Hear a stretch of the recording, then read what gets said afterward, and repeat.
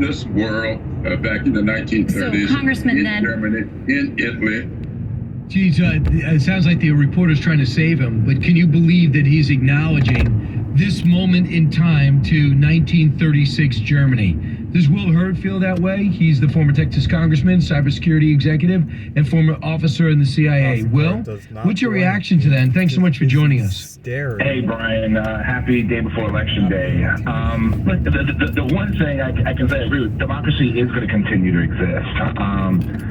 The parallels that Jim Clyburn were making, he failed to mention that we have, the greatest country that has ever existed on the planet, upward mobility for people of all colors and races and religions is the best it's ever been, and we've been uplifting humanity. So that's the message that if I was on the ballot, I'd be preaching, not some of these things that we're seeing Democratic candidates across the country doing. But what do you expect? This guy's like 80 years old. He's still complaining. Do you really think he's sincere? You know him. You used to serve in the same body as him.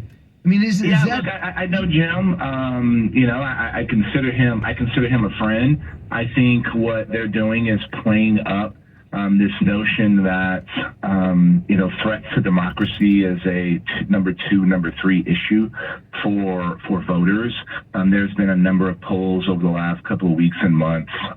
You even have, there was a poll done. I want to say it was towards the end of the summer, where it was something like, and Brian, you have to fact check me on this, is like about 55% of Democrats or 53% of Republicans and 49% of independents that were saying that they're concerned about democracy continuing to exist, right? And so that narrative has been out there, but again, I think the way you address this issue is that, we are, the fact that we're able to use social media and the press to criticize our elected officials, guess who doesn't get to do that? Places like China and Russia. Of course. We have the opportunity, despite the way you were born or the position you were born into, to go up and run businesses, right? Like we have millions of people wanting to come here to change their life and to start their life. Like that's the reality about America, and we often lose sight of those things, and we only want to fearmonger rather than inspire. Will, do you expect a Republican wave from what you know, Congressman? Look, so we can take out the House back. There's no question about that. Some of the things I do know in my home state of Texas and places like South and West Texas, you're going to see a near record turnout of Latinos voting for Republicans. That is things that nobody expected to see, and part of that is being driven by the Democrats' terrible policy on border security. You and I have talked about this crisis so many times. Hell, we even have a crisis on the northern border, right? The number of apprehensions on the northern border has increased like 400% in the last year. That's insane. And so that's fueling some of the reason Latinos are going to be voting for Republicans in South and West Texas. And some of these swing states on the Senate side, we got to make sure we turn out to vote on Tuesday. If we turn out to vote on Tuesday, we can see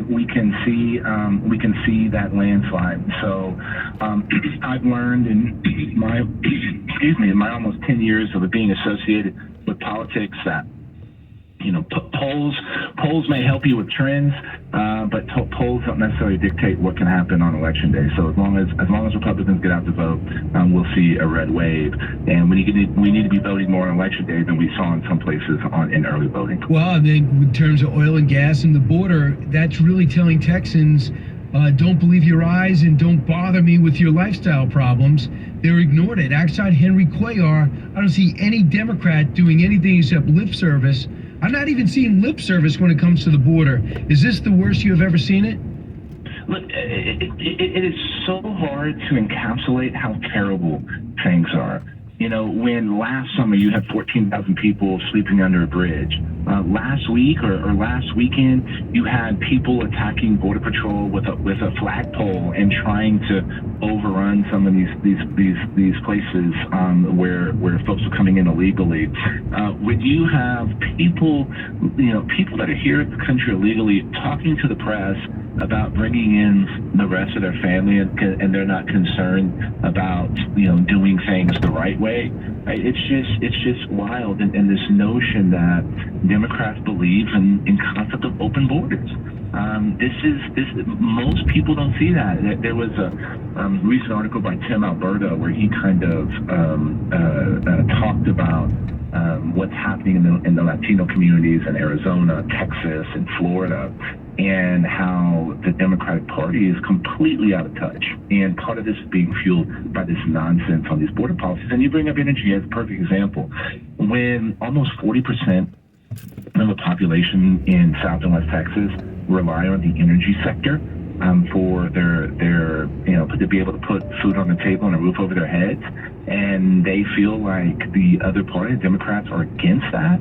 At a time when inflation is sky high and people are worried about a recession, they're not going to vote for the entity that seems to be going after the way they make a living. All right. And so those are two things that could be driving votes here in South and West Texas. Congressman Will Hurd is with us now, former congressman, but I want you to hear some of the interesting way that voters are being lured by the Democratic Party or their officials there, pretty much through insults. Let's listen. I love those signs when I came in. Socialism.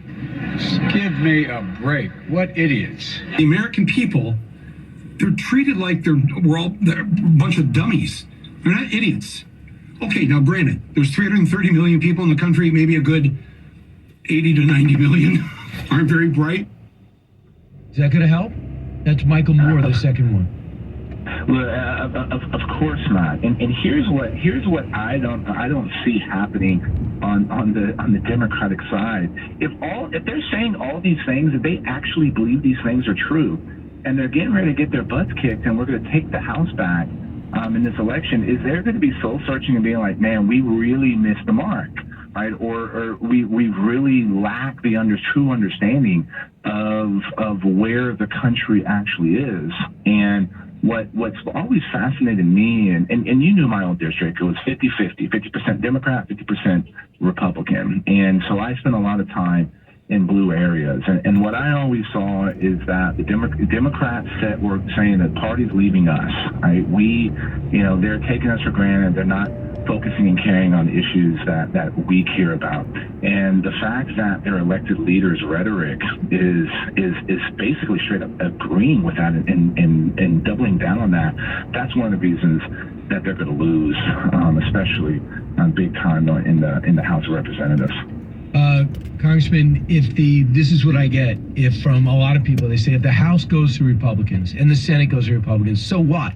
What could they actually do? They don't have the White House. How could they actually get things across like border security? How could they let them to know that fossil fuel, being able to explore fossil fuels and drill in federal land is key, and offshore drilling has to resume? How can you do that from Congress?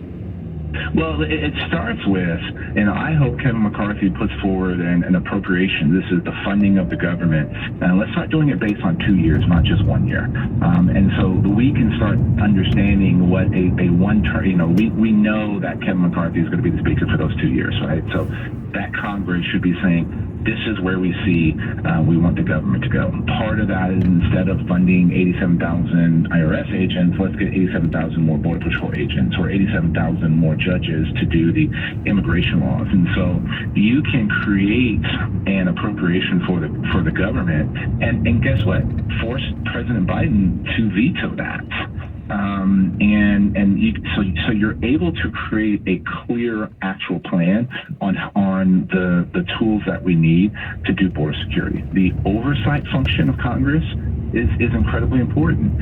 And so why were some of these decisions being made to treat everybody as an asylum seeker? Why are we doing things, how many people are we actually releasing into the interior of the country that isn't being reflected in some of the metrics that Border Patrol is putting out? These are some of the things that a Congress can do.